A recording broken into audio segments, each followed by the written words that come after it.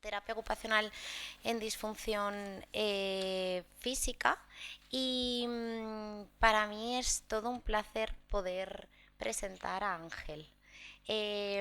Ángel es médico adjunto en la unidad de hospitalización domiciliaria del Hospital Universitario Dr. Peset de Valencia. Tiene un máster en hospitalización a domicilio y además es presidente de la Sociedad Valenciana de la Unidad de Hospitalización a Domicilio. Muchas gracias por estar aquí, Ángel, y por aceptar la invitación a moderar esta mesa. Y nada, os dejo que empecéis. Marta, por la invitación al colegio y poder participar en esta primera jornada. Yo tengo una pequeña ventaja con respecto al último moderador, y es que yo sí que sé lo que es un proceso subagudo y muchas veces estoy implicado en él. Como el señor Inglada se ha ido, te voy a pedir el número de teléfono. Vuelve luego, muy bien, porque más allá de todo siempre es bueno coincidir con gente que te puede solucionar problemas. Y el problema que me gustaría que me solucionara es cómo puedo acceder a Ryanair para poder presentarle una reclamación. Bueno, fuera de bromas, muchas gracias, vuelvo a repetir al colegio. Me vais a permitir que en 2 minutos y de una manera muy rápida intente justificar el hecho de que esta mañana esté aquí acompañando a vosotras fundamentalmente. Yo creo que viene todo un poco en relación a que al colegio se le invitó en una de nuestras jornadas porque presentábamos una ponencia que se denominaba Más allá de los equipos básicos de actuación. ¿Y qué son los equipos básicos de actuación en una domiciliaria? Pues básicamente son aquellos equipos compuestos por personal médico y personal de enfermería. De forma ideal, siempre se ha pensado que dentro del mundo de las domiciliarias, de la hospitalización a domicilio, pues había o tenía cabida otro tipo de profesionales. ¿Qué profesionales se han hasta estos momentos valorado? Pues desde el psicólogo al trabajador social o al fisioterapeuta. Bueno, en estas jornadas pues se vio que el terapeuta ocupacional también podía tener cabida. ¿Y por qué te podía tener cabida? Pues muy fácil, porque nosotros en el día a día de nuestras unidades nos encontramos con pacientes, la inmensa mayoría de ellos añosos, la inmensa mayoría de ellos con dependencia, que han estado hospitalizados, la gran mayoría, con una pérdida funcional posiblemente única y exclusivamente por el hecho de la hospitalización, y que después regresan a casa. ¿Qué pasa? Cuando regresan a casa, ¿cuál es el problema fundamental? Poner una pastillita más, poner una pastillita menos, os aseguro que es lo más fácil de todo. ¿Qué es lo más complicado? El que esas familias y que esos pacientes puedan volver a tener esa calidad de vida y esa funcionalidad que tenían previamente al ingreso. Para que tengáis idea un poquito de qué estamos hablando, si yo os pregunto cuál es el hospital más grande de la comunidad, todos me diréis, la FE. Bueno, pues la FE actualmente tiene alrededor de unas 1000 camas, mientras que las unidades de hospitalización a domicilio en la comunidad damos diariamente cobertura a 1500 camas. Como todos sabréis, los departamentos están dirigidos por gerentes. El gerente, básicamente, ¿qué es lo que hace? ¿Cuál es una de sus mayores funciones? Pues intentar gerenciar. La gerencia, al final se convierte en ver de qué manera mi recurso económico lo puedo mejorar y puedo hacer que los números me salgan. Bueno, no tenéis por qué saberlo, evidentemente, pero si pensamos única y exclusivamente en lo que supone el hecho de que un paciente no esté hospitalizado y esté en su casa, el coste por hospitalización, y os estoy hablando de datos de la década pasada, por cada día de hospitalización son 100 euros aproximadamente. Por dar un número redondo que a todos se nos va a quedar, ¿verdad? Si yo estoy dando cobertura a 1500 camas todos los días, eso significa que estoy ahorrando, entre comillas, 150.000 euros todos los días al sistema sanitario con mi intervención. Eso multiplicado por 30 días son 4,5 millones de euros, y multiplicado por los 12 meses son nada menos que 54 millones de euros. Bueno, en todos los procesos que en un momento determinado en los que la economía forma parte, siempre se ha dicho que es o sería recomendable una retroalimentación. Es decir, tú me estás ahorrando una cantidad determinada de dinero, voy a repercutir en ti ese ahorro que tú me estás dando. Bueno, pues evidentemente eso no es así. Y ya para finalizar, y voy a dar paso a las ponentes, bueno, el año pasado se presentó un trabajo fin de grado en el que pudimos participar mi domiciliaria, y por dar dos pinceladas solamente y entender el motivo de que nosotros pensemos que la terapia ocupacional puede formar parte de las unidades de hospitalización a domicilio. Bueno, pues allí se vio que de 100 personas que se valoraron, 90 tenían una dependencia, 30 una dependencia moderada, 30 una dependencia severa y 30 una dependencia total. Quiero decir, si tengo un paciente con una dependencia, en este caso el 90% de los pacientes que yo estoy viendo en el domicilio, a mí no se me ocurre otra cosa que pensar cuál es el profesional que mejor me va a encarar este tipo de situaciones. Evidentemente el terapeuta ocupacional. Pues justificada mi presencia aquí, voy a dar paso a las dos ponentes que me acompañan. Empezamos por Carmen. Pues Carmen es terapeuta ocupacional, y digo no, yo creo que uno cuando tiene determinadas profesiones lo es para toda la vida. Por eso voy a utilizar el presente. Me dice lo de fue porque actualmente está en una situación de jubilación, de lo cual te felicito. No sé los que podremos llegar en su caso. Ella durante muchos años ha trabajado en el ámbito de la pediatría, y en la última fase de su actividad laboral estuvo trabajando en la unidad de quemados, que como sabéis, de la FE, como sabéis, es una unidad referente a nivel nacional en este tipo de patologías. Pues nada, Carmen, cuando quieras, gracias.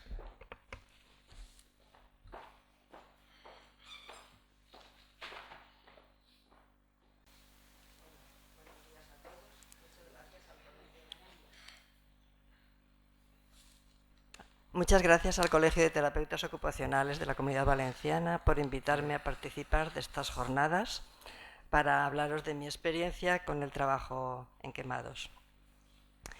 Mi objetivo de esta intervención es mostrar la necesidad de que el terapeuta ocupacional forme parte de los equipos multidisciplinares que atienden a estos pacientes con los que trabajé durante un tiempo. Como tengo que darle aquí. Ay, perdón.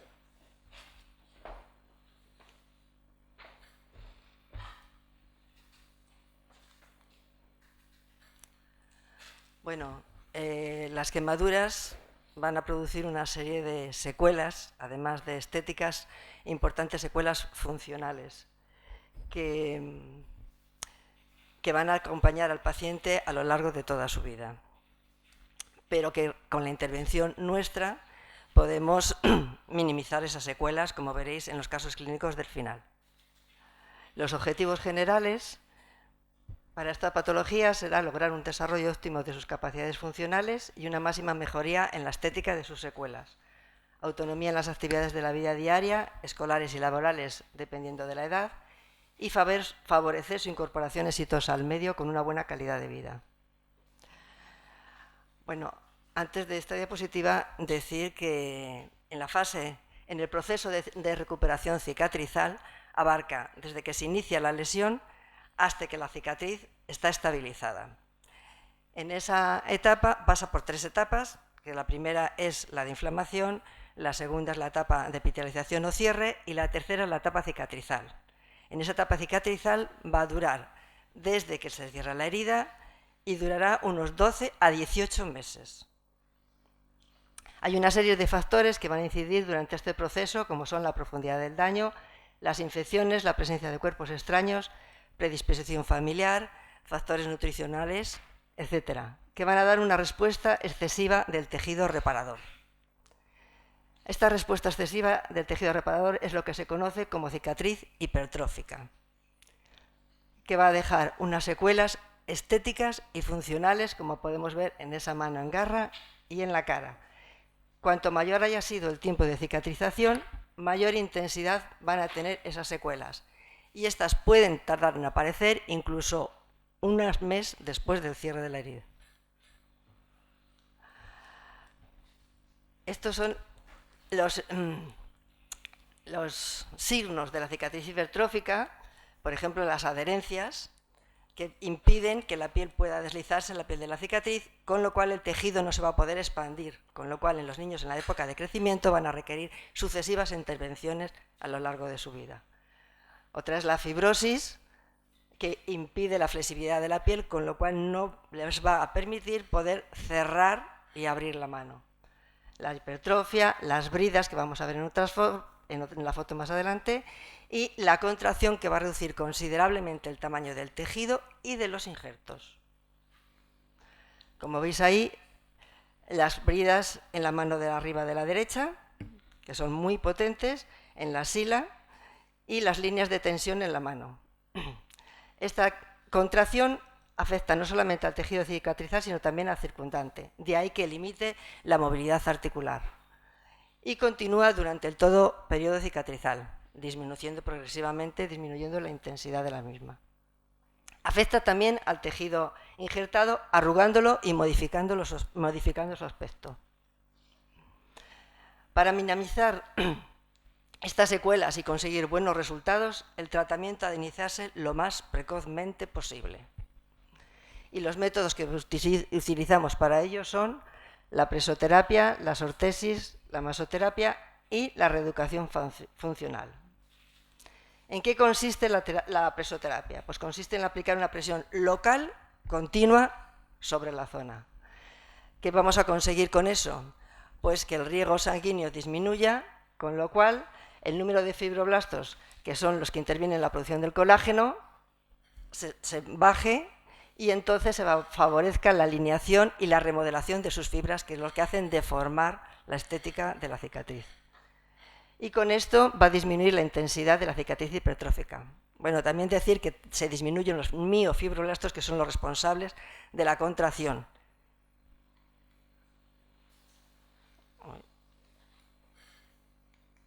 Ahora. ¿Cómo obtenemos buenos resultados? Pues para conseguir buenos resultados con la compresión es importante iniciarla lo más precozmente posible. No podemos iniciar una compresión a partir de los 6 meses porque ya no va a ser efectiva, lógicamente. Su uso tiene que ser permanente, las 23 horas del día. Solamente se ha de quitar para la higiene personal. Cuando se quitan para lavarlas, y algunos decían, no pasa nada porque esté retirada durante 6 meses. No. El retroceso que se produce en la cicatriz es de 12 horas. Y eso está demostrado y comprobado. Y también es necesario el grado de presión suficiente. No excesiva, pero sí eficaz. Es decir, si tú colocas una prenda y la puedes levantar así, no está haciendo ningún efecto. Tienes que pellizcarla con las uñas de los dedos para que haga efecto. Entonces, el grado de presión, de cómo está colocada la misma compresión, es muy importante. Y luego, a la hora de retirarla, hacerla de forma gradual, no repentinamente. ¿Cómo se realiza esta compresión?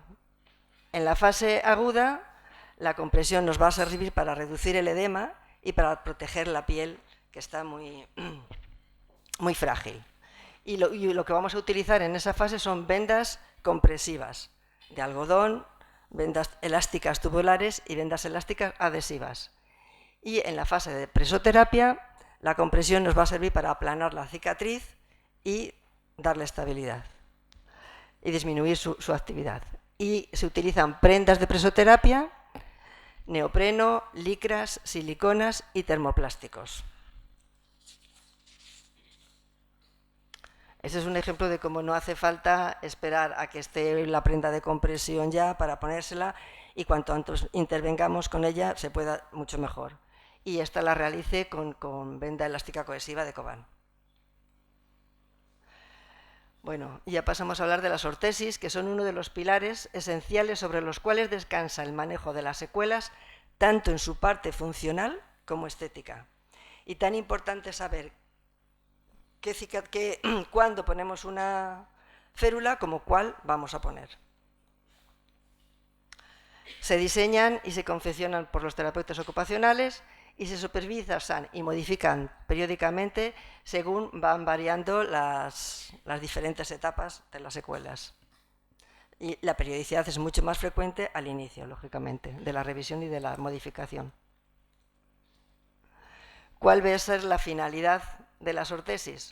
Pues en primer lugar, como vemos en la de arriba del todo, que está puesta nada más salir del quirófano, para inmovilizar. Es una férula en posición de seguridad que nos va a permitir mantener el largo de los tejidos, favorecer el prendimiento de objetos y cicatrices, de injertos y cicatrices, alinear estructuras articulares y evitar retracciones y actitudes antiálgicas.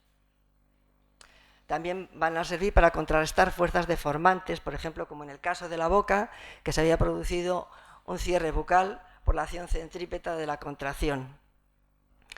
En el brazo lleva una férula anterior para evitar la flexión del codo y las de la derecha son unas férulas estáticas seriadas progresivas para el fleso de rodilla, que no se podía poner de pie ese niño cuando yo lo traté, cuando empecé con él.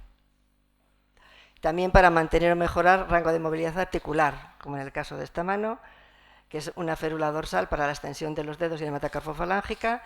En la del medio están combinadas dos a la vez, una dorsal con una palmar para acceder a la concavidad de la mano, porque con las prendas no se puede acceder a la concavidad de las manos, y a las zonas cóncavas, vamos. Y la de la derecha, que es una férula estática progresiva para la flexión de la metacarpofalángica.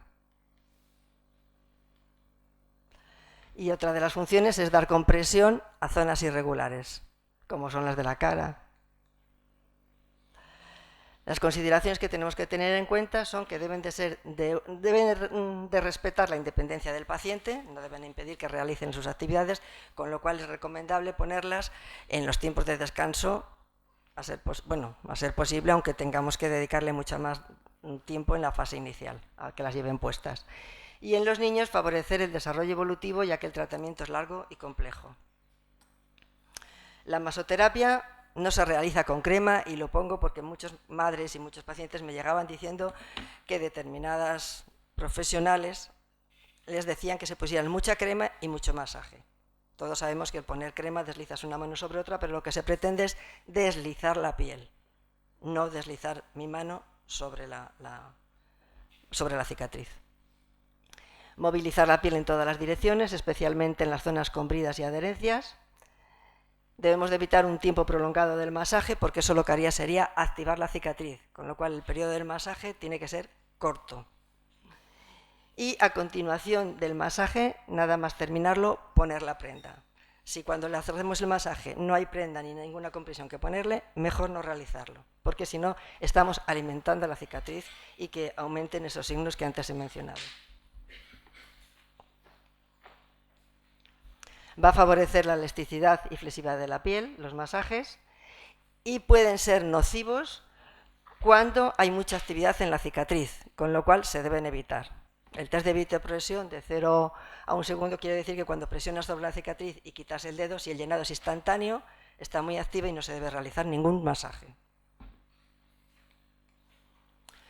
Y por último, sino otra de las formas del tratamiento es la reeducación funcional, que es la ejecución que se realiza mediante la ejecución de ejercicios terapéuticos básicos y de reeducación motriz para lograr la recuperación articular, muscular y postural. Y ahora hablaré de los clásicos clínicos, que son los que más... Bueno, esta es una quemadura palmar por plancha de pelo en un niño menor de 3 años. Casi todas las quemaduras en los niños se producen antes de los 3 años porque están en la etapa de investigar el medio. Habían estado curando en el ambulatorio y tardó más de 21 días en cicatrizar.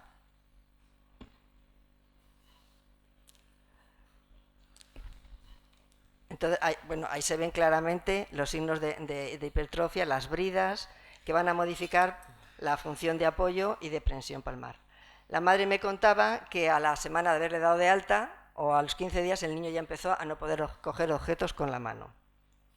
El tratamiento se realizó con yesos seriados, que se mantenían durante 8 días y se cambiaban a los 8 días por otros. La madre los quitaba en casa y entonces teníamos unas horas para que el niño pudiese mover libremente la mano.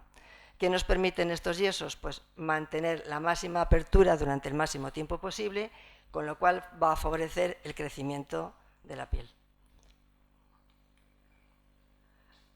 Cuando se descansaban de los yesos seriados se utilizaban férulas Y este es el antes y el después. Este es uno que llegó a través de una ONG, no recibió ningún tratamiento cuando se quemó, de niño, ningún tipo de tratamiento, no sé de qué país venía. Se le hicieron 2 intervenciones en un intervalo de 11 meses. Después de la primera intervención no llevó el tratamiento a rajatabla. Y ese es el antes y el después.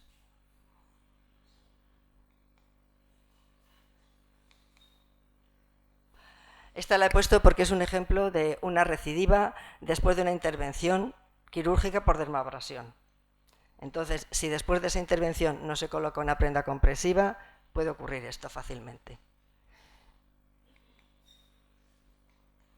Se le colocó una férula porque si se le coloca una mentonera de licra o de punto, no ejercería la presión suficiente y necesaria para que pudiera resolverse favorablemente.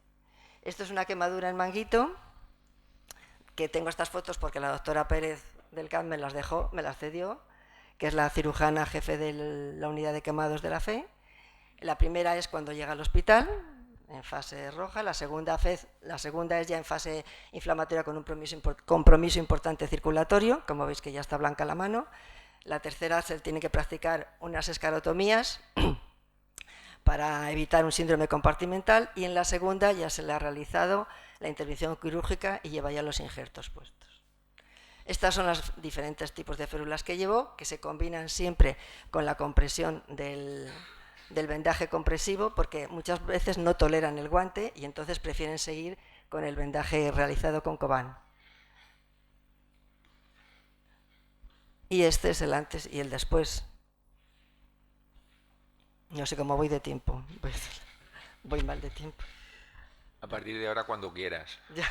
Bueno, esta es la última niña que se quemó antes del año, iba andando en un tacatá, tiró del cable de la freidora. Era en la época en marzo, cuando los buñuelos. Y ahí sí que si podríamos verlo se verían todos los signos de cicatriz hipertrófica, que ahora no podemos pararnos a hablar de ellos. Lo primero que le hice fue el collarín de neopreno para que saliese con el puesto. Al padre se le pidió que le comprase una segunda prenda de compresión, que la Seguridad Social no la daba porque no podemos dejarle con una prenda sola. El padre me preguntó que si se podía bañar en la balsa porque era en el mes de agosto y le dije que sí, pero tal cual estaba vestida, y cuando saliera se le cambiaba el traje. Y si no tenía aire acondicionado en su casa, que se lo pusiera. Se le adaptó, se me olvidó decirte, se le adaptó la camiseta a body para que la prenda la ajustase, si no le iba a hacer efecto en la compresión que necesitaba, y este fue el resultado.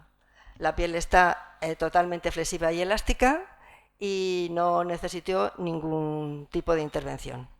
Lo que sí que tengo que contar es que el padre me dijo que si yo no lo hubiera explicado, porque lo primero que hice fue explicarle al padre qué proceso estaba teniendo en ese momento la cicatriz, que podíamos frenarlo y que podíamos mejorar esas secuelas siempre y cuando él llevara a rajatabla ese tratamiento, si no, no. Y que probablemente les libraríamos de algunas intervenciones quirúrgicas si se llevaba a rajatabla el tratamiento. No ha precisado ninguna intervención. Muchas gracias a todos. Muchas gracias, Carmen. Yo me he hecho una idea de cuál es la función del terapeuta ocupacional, una idea de quemados. Imagino que vosotras, pues mucho más. Yo destacaría fundamentalmente 2 matices de tu intervención, que vuestras intervenciones tienen que ser precoces y continuas durante el proceso. Sí. No, y falta un matiz, que es que no lo he dicho porque la tensión... Perdón, falta un matiz. ¿Oye? Sí, ahora. Falta un matiz muy importante que el nivel de tensión no me ha dejado decirlo, y es que sin la colaboración de los pacientes y los familiares no se pueden obtener nunca estos resultados. Muy bien, pues pasamos a la siguiente ponencia, Yo cuando me pasaron el nombre de la persona que iba a intervenir en la ponencia dije, yo de mayor quiero ser como ella. ¿Y por qué digo esto? Digo esto porque es una persona que es capaz de aunar los tres aspectos fundamentales que yo considero que cualquier sanitario debería al menos pensar que puede realizar. Uno de ellos es la actividad asistencial, otra es la actividad docente y otra es la actividad investigadora. Creo que las tres deberían ir cogidas de la mano y en la medida de lo posible ser realizadas. Bueno, Esther Abad nos va a hablar de la terapia ocupacional en fibromialgia. Ella es diplomada en terapia ocupacional, es máster en investigación en atención primaria, doctora además en psicología. Actualmente trabaja como terapeuta ocupacional en el Hospital de Media y Larga Estancia de San Vicente del Raspeig, en la unidad de fibromialgia y unidad del daño cerebral. Cuando quieras. Muchas gracias, Ángel, por tu presentación. Muchas gracias, de verdad. Y sobre todo a los que han hecho posible estas jornadas, a los ideadores del principio, Jorge, Esther Ortega y demás. Me dejo por el camino unos cuantos. Y sobre todo a la organización al colegio por estas jornadas. Y bueno, dicho esto, sí que os tengo que decir que la unidad de fibromialgia antes contaba con muchísimo más personal y demás, pero a raíz de, pues sobre todo el COVID y recortes, pues va a menos, pero bueno, yo sí que os voy a comentar sobre todo el trabajo que he ido desarrollando durante mucho tiempo, porque esta unidad se abrió en el 2004. Vale, os voy a abrir, hasta ahora ningún ponente ha tenido que explicar qué es la patología con la que trabaja. Yo sí que me veo un poquito obligado porque habrá quien os suene esto de fibromialgia, pero habrá quien no os suene para nada. Entonces, explicaros un poquito qué es la patología y un poquito de epidemiología, y os voy a explicar también el funcionamiento de la unidad de fibromialgia y el trabajo del terapeuta allí. Bueno, pues la fibromialgia es una enfermedad crónica de curso variable y etiología desconocida. Hay varias teorías, pero ninguna concluyente. Se caracteriza sobre todo por dolor generalizado, o sea que son pacientes que se levantan y se acuestan con dolor, no a nivel cefálico o puntual, sino generalizado en todo su cuerpo, musculoesquelético, y que va asociado a fatiga, sueño no reparador, rigidez especialmente matutina, y acompañado de otros síntomas como dificultades a la hora de concentración y atención, mucho cansancio, y también muchas veces asociado a ansiedad y depresión, porque imaginaos lo que es día tras día levantarte con ese dolor, vivir así. Todo ello engloba un impacto, como os he puesto en la diapositiva, a nivel de actividades de la vida diaria, en la calidad de vida del paciente y mucho en su ámbito social y también laboral. Entonces ahí tenemos una gran cabida, como veis, los terapeutas ocupacionales. Respecto a epidemiología, pues comentaros que se diagnostica en todos los grupos de edad, pero el pico de prevalencia más elevado está entre los 40 y 49 años. Hay un predominio mucho mayor en mujeres con respecto a hombres, se estipula un 4,2 respecto a mujeres y un 0,2 hombres. No existe cierta predisposición familiar, y no se ha visto que en países industrializados haya más casos que en otros. No, en un principio no hay una afectación por razas.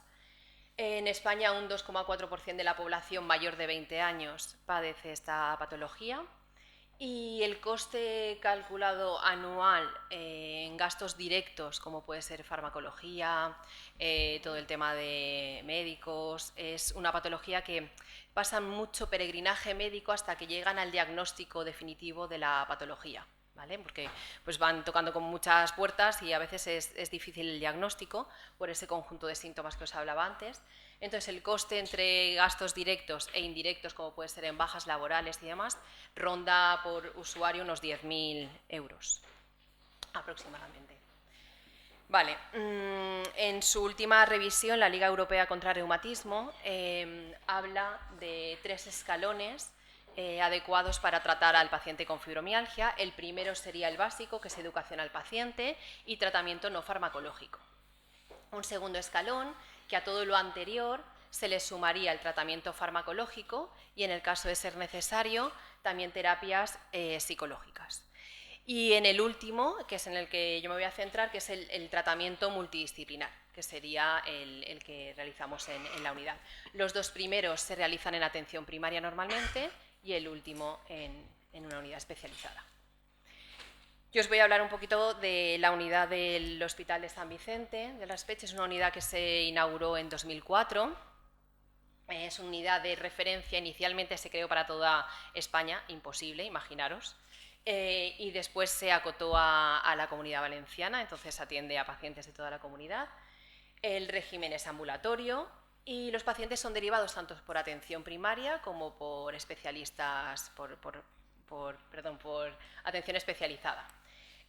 Tenemos diferentes, aunque todos parten de la misma patología, que por supuesto es fibromialgia, pero hay diferentes grados dentro de esta enfermedad, entonces tratamos pues, sobre todo los casos más moderados y severos. Y el equipo multidisciplinar estamos formados por, sí que os tengo que decir que exceptuando la enfermera, el resto todos estamos compartidos con otras unidades que hay en el hospital, ¿vale? Entonces, exceptuando enfermería, que hay una compañera, el resto hay 3 médicos internistas, un psicólogo, yo como terapeuta ocupacional y una administrativa, ¿vale? Y como os digo, compartidos, exceptuando enfermería, compartidos. Yo os voy a explicar un poquito, podríamos hablar de que el proceso de intervención que llevamos a cabo con el paciente puede llegar, no hay una, más o menos puede llegar a durar un año. Va a depender mucho también de la asistencia al paciente y el tiempo que ellos tarden en realizar los talleres y demás, porque somos muy flexibles, porque muchos de ellos pues trabajan o vienen desde otra provincia y el tema del desplazamiento pues se hace más complejo. Entonces, en la primera fase se recepciona las hojas de interconsulta y entonces el paciente es derivado cumpliendo los criterios de inclusión y realizan un taller educacional en el que es un médico el que informa sobre la enfermedad, porque muchos de ellos la tienen, pero bueno, pues hay muchos mitos y creencias erróneas respecto también a esta enfermedad, entonces se habla de todo eso. Y luego, en una siguiente consulta, se realiza una analítica para descartar otras patologías asociadas que puedan haber, sobre todo reumáticas, y se realiza un protocolo de evaluación inicial. Y de ahí se pasa, cuando esos cuestionarios están también corregidos, el resultado de la analítica, a una primera consulta médica. Aquí brevemente, porque no quiero tampoco detenerme en excesos, he puesto como un poquito algunos instrumentos de evaluación que empleamos en esa evaluación inicial que os comento y luego en la reevaluación. Es un cuestionario con datos sociodemográficos y variables clínicas sobre pues, la historia del dolor, las características, síntomas. Luego también para ver todo el tema de función familiar se pasa al cuestionario del APGAR para ver ese apoyo. Escalas analógicas de dolor y cansancio para evaluar pues, de 0 a 10 la intensidad que ellos miden de dolor en esas últimas semanas o de fatiga. El cuestionario de impacto de fibromialgia, es el FIQ, para ver esa funcionalidad y percepción que tiene el paciente de su estado funcional, y el FHQ. Y después tenemos para todas las variables recogidas más para todo el tema estado emocional y psicológico, se pasa al cuestionario BDI de depresión y el inventario de ansiedad, tanto de estado, para valorar el estado de ansiedad que tiene el paciente en ese momento, como de rasgos, si tiene esos rasgos de ansiedad de base. Y luego un cuestionario para ver cómo afronta de pensamiento catastrofista sobre el dolor, las estrategias que tiene de afrontamiento al dolor esta persona. Y estas escalas, como os comento, se pasan tanto al principio como al final de toda la intervención. Esta segunda fase es la más importante y en la que intervenimos todo el equipo, que es todos los talleres que se hacen a nivel grupal, ¿vale? Estos talleres son grupales y están invitados también los familiares a que puedan asistir a ellos, porque el apoyo familiar también es muy importante, como habéis nombrado otros compañeros, pues en esta patología también.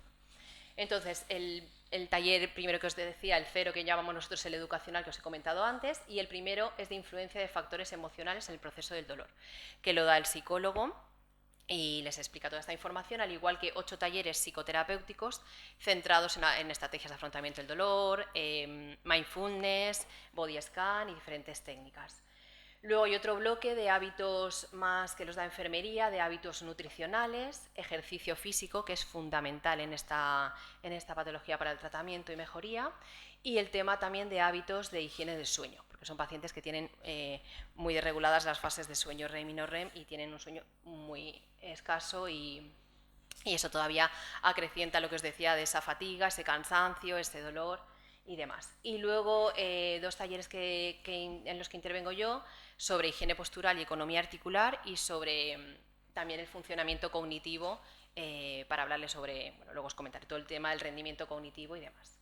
Y esta es esa segunda fase que os decía de tratamiento que puede durar en base al usuario. Cada taller más o menos dura 1 hora y media y va a depender de si el paciente, pues, la frecuencia con la que pueda acudir a las sesiones, como os digo.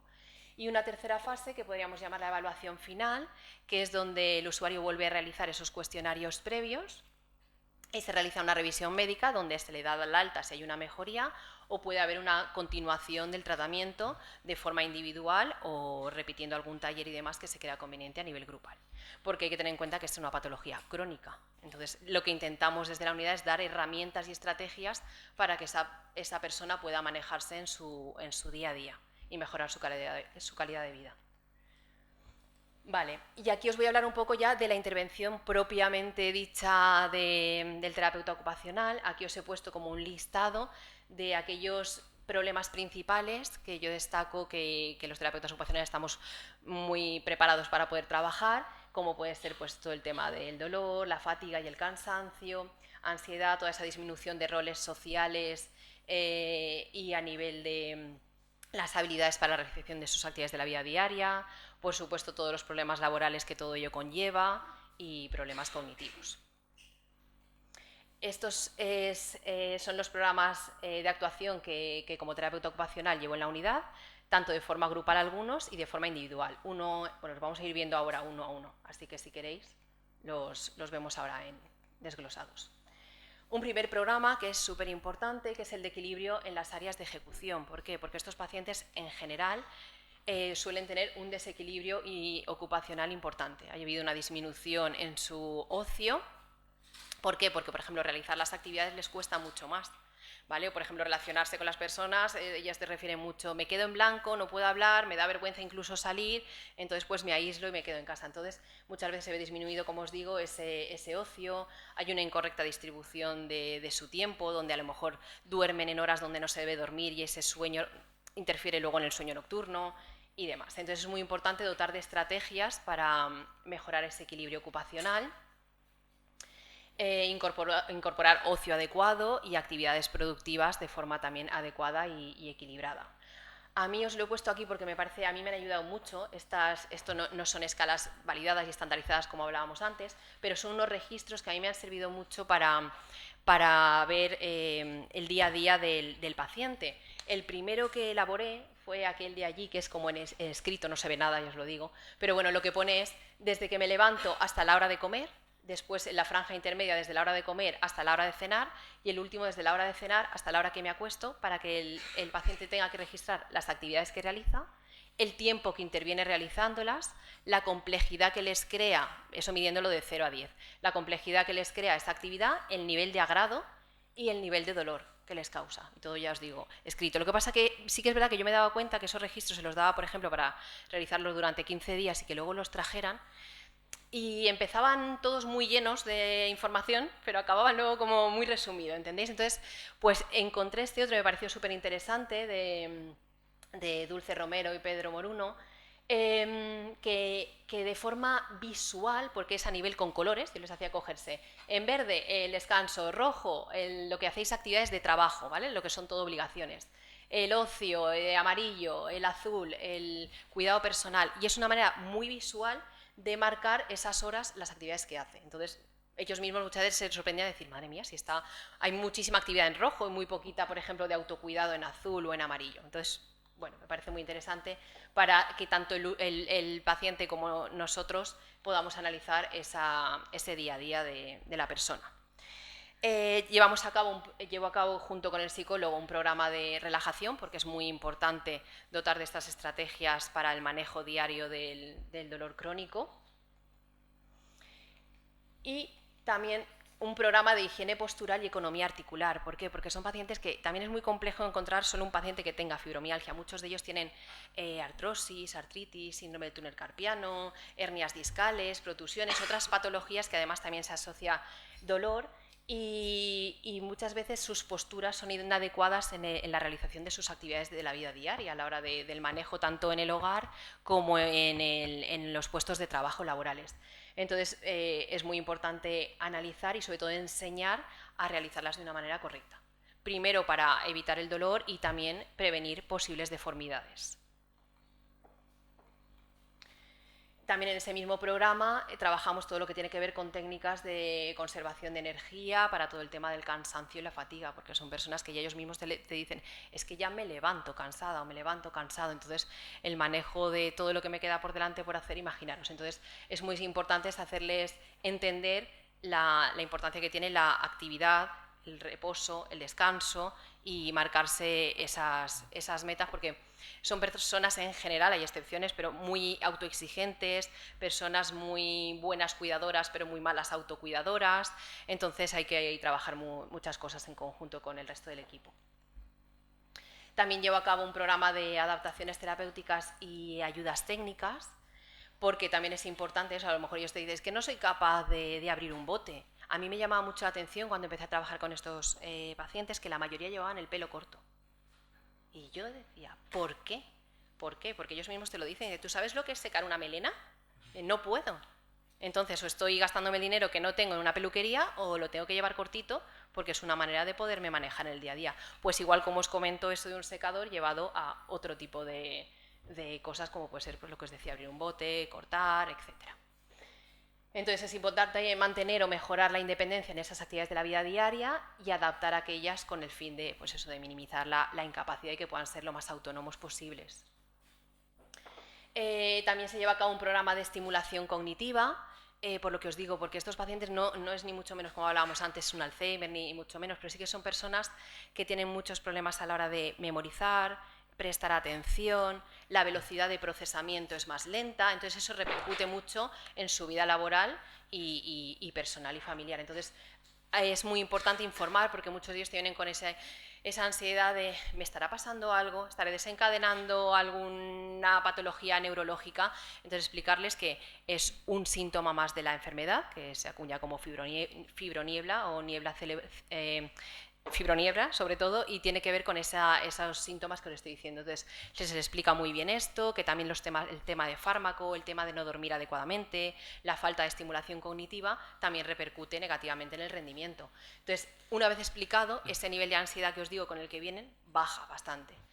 Es importante dotarles de estrategias, ¿vale? Sobre todo reglas mnemotécnicas y estimulación cognitiva para que en su día a día puedan aplicarlas, incluso recomendaciones pues, que lleven la medicación controlada, todo el tema de un diario de actividades y demás. Y sí que es verdad que en algún caso puede ser necesario hacer evaluaciones más exhaustivas. Entonces, en algún caso, pues alguna evaluación tipo Train Making Test, el MOCA que hablábamos antes, el Mini Mental, también lo he pasado en la unidad, y al ver alguna pues si los resultados eran afectados, pues se derivaba a neurología para ver que si podía haber algo más. Solo me he encontrado un caso que sí que esa señora pues tenía un tumor cerebral y le estaba afectando. El resto ha sido consecuencia de todo lo que estamos hablando de la patología. Y por último, y no menos importante, un programa laboral, porque lo que os decía, son personas que muchas veces tienen muchas bajas o incluso en los puestos de trabajo pues les han llegado a despedir por la falta de rendimiento y demás. Entonces es importante valorar las condiciones laborales que tiene esa persona y aconsejar adaptaciones para el puesto de trabajo en el caso de ser necesario.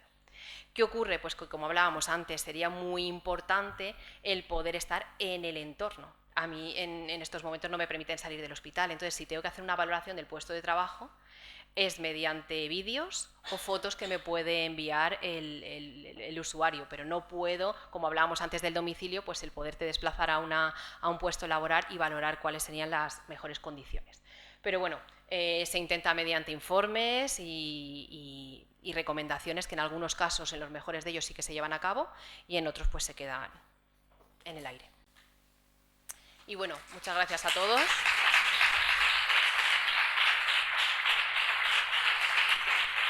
Muchas gracias, Esther.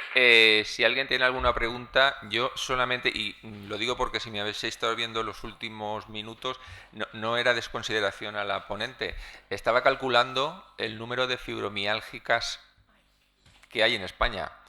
Para ese número de fibromiálgicas solamente hay una unidad en todo el Estado español. Y ahí lo dejo, si alguien quiere preguntar, y si no, pues damos por concluida la sesión y pasamos a la última mesa.